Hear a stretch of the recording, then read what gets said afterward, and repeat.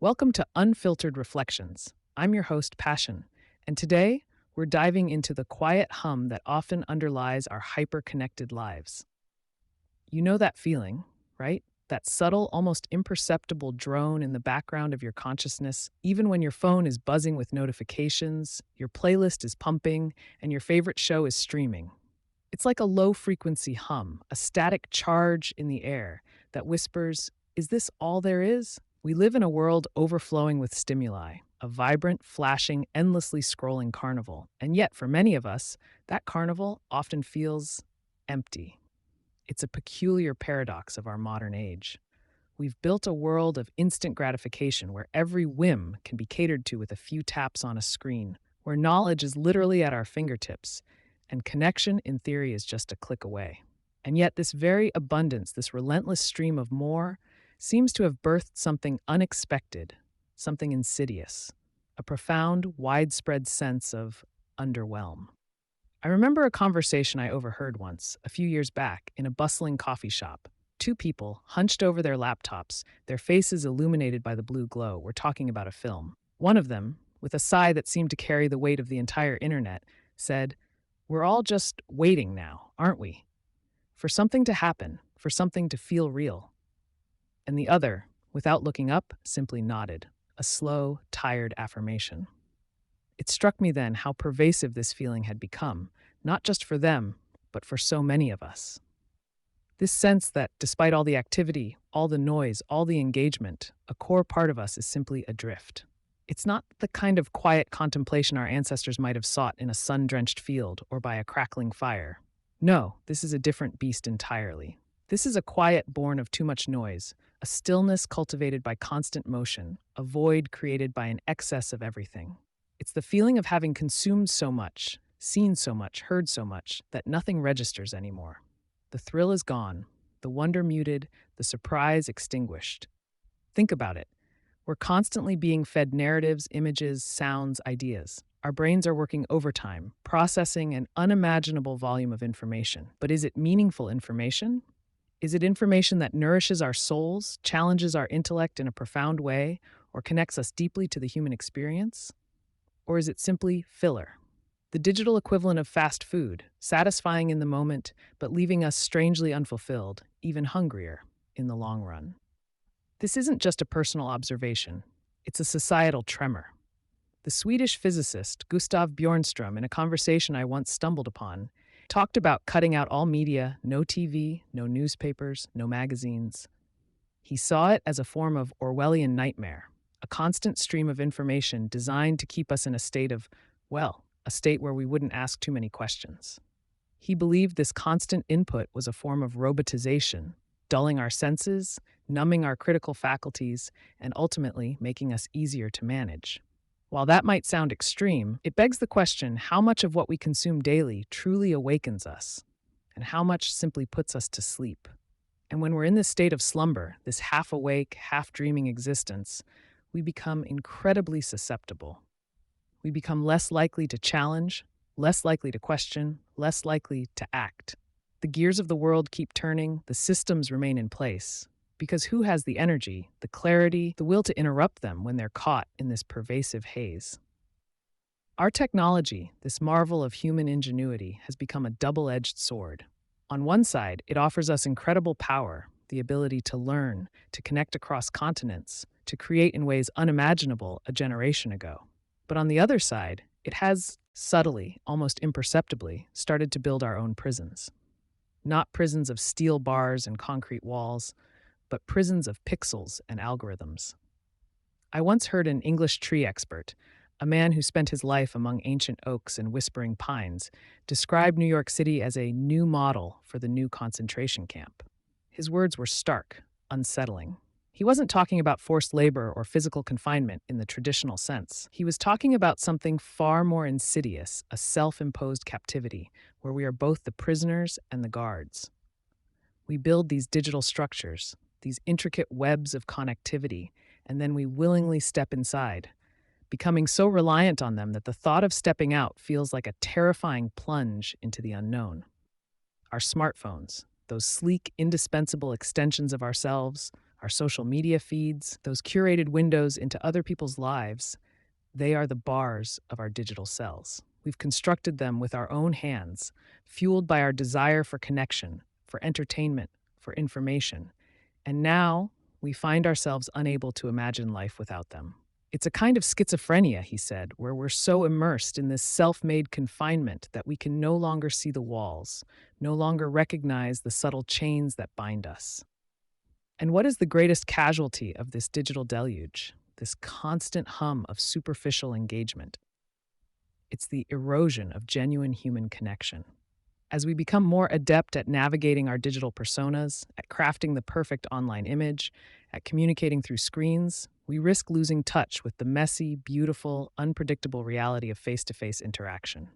The warmth of a shared laugh, the comfort of a knowing glance, the vulnerability of a heart-to-heart conversation. These are the things that truly nourish our souls, that make us feel alive and deeply connected to our shared humanity. There's a haunting fear, articulated by a character in a poignant film I once saw, that the 1960s represented the last burst of the human being before he was extinguished. It's a stark image, but one that resonates with a growing concern that our increasing reliance on technology, our immersion in this digital hum, is fundamentally altering what it means to be human. Are we becoming less empathetic, less patient, less capable of deep thought and sustained attention? Are we sacrificing the richness of our inner lives for the fleeting novelty of the external digital world? I experienced a profound moment of clarity last year. I felt the hum, this pervasive sense of nothingness, getting louder and louder within me. My days were a blur of screens, notifications, and an endless to-do list that never seemed to shrink.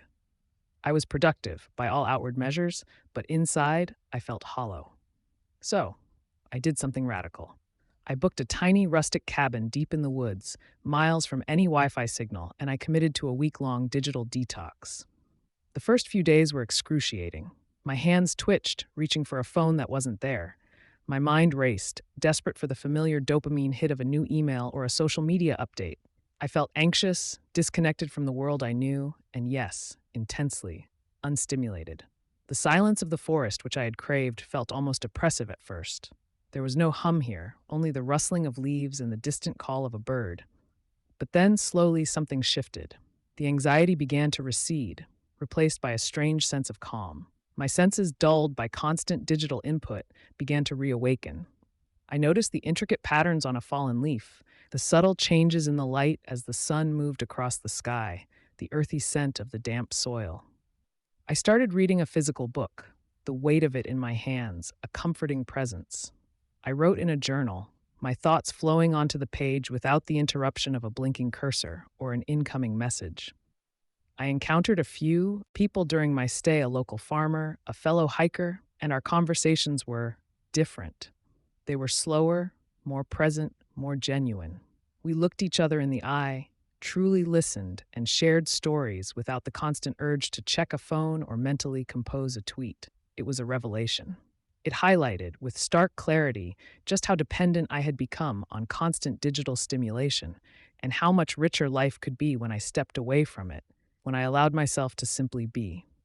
This experience was a wake-up call, a gentle but firm nudge back to the present.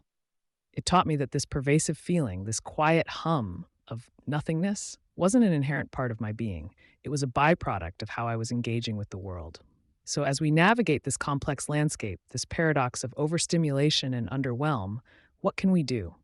How do we find our way back to a sense of genuine engagement, of vibrant aliveness? First, and perhaps most importantly, is mindful consumption. Be conscious of what you feed your mind.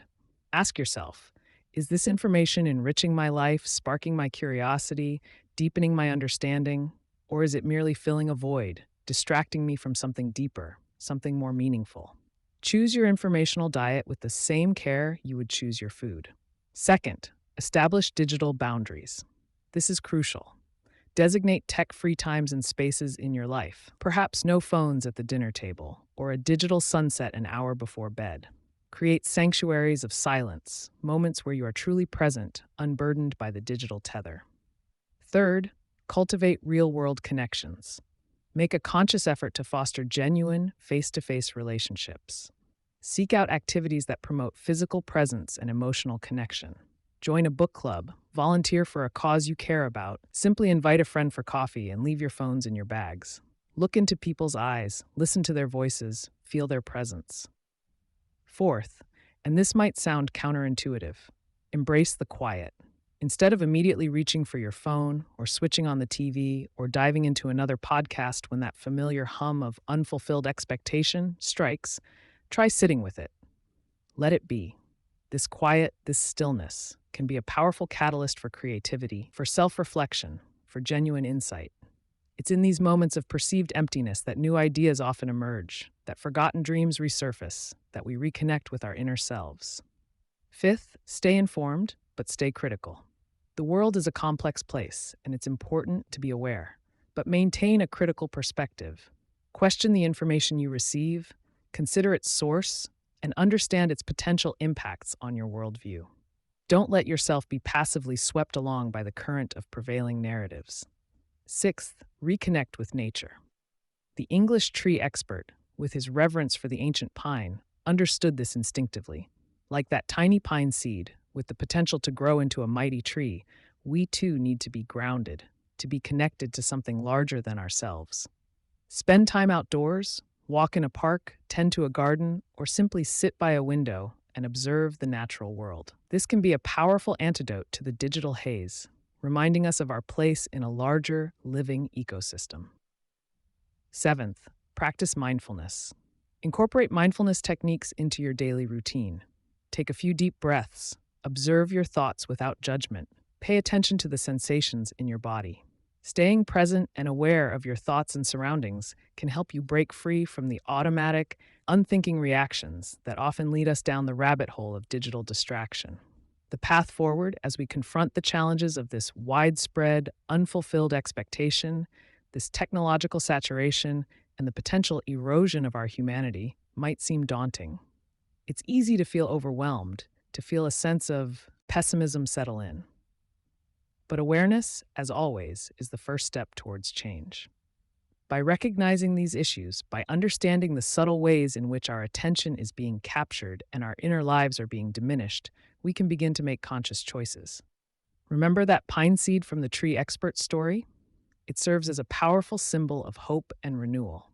Just as a tiny seed, seemingly insignificant, holds the potential to grow into a magnificent, resilient tree, our small, daily actions, our conscious choices, have the power to create significant change in our own lives and, collectively, in society. We stand at a crucial juncture in human history. The decisions we make now about how we engage with technology, how we connect with others, and how we define our humanity will shape the future of our species. Will we succumb to a world of robotic, unfeeling existence, constantly seeking external stimulation to fill an internal void?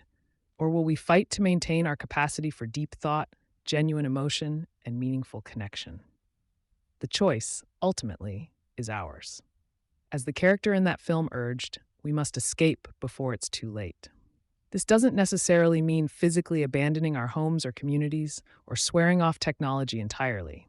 No, it means escaping the mental and emotional prisons we've built for ourselves, the subtle cages of distraction and superficiality. It means reclaiming our attention, our capacity for wonder, our ability to truly feel. Let's challenge the status quo. Let's question our relationship with technology. Let's actively work to preserve and celebrate our humanity, our capacity for genuine engagement, for deep, rich experience. In doing so, we can hope to create a future where technology serves us, rather than the other way around, a future where we are fully awake, truly engaged, and vibrantly alive to the rich tapestry of human experience. The challenges we face are significant, but they are not insurmountable. By staying aware, making conscious choices, and nurturing our innate human qualities, we can navigate the complexities of modern life without losing our essential humanity. The journey begins with a single step, or perhaps with planting a single seed. If you've enjoyed this episode, please visit our website at Deszicakes.com. Thanks for joining me on Unfiltered Reflection. Until next time, be kind to yourself, keep exploring, and remember, you are worthy. You are seen, and you are loved. And perhaps most importantly, You are not condemned to a life of boredom.